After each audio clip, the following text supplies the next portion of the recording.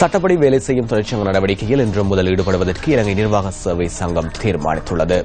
ஆட்பதிவு திணைக்களம், குடிவரவு குடியகல்வு திணைக்களம், மோட்டார் வாகன போக்குவரத்து திணைக்களம் உள்ளிட்ட சில நிறுவனங்கள் இதன் காரணமாக சிக்கல் நிலையை எதிர்நோக்கியுள்ளதாக இலங்கை நிர்வாக சேவை சங்கத்தின் செயலாளர் ரோஹணடி சில்வா குறிப்பிட்டுள்ளார். அடிப்படை சம்பளத்துடன் மேலதிக கொடுப்பனவுகளை சேர்த்து உடனடியாக சம்பள பிரச்சினையை தீர்த்து வைக்க வேண்டும்.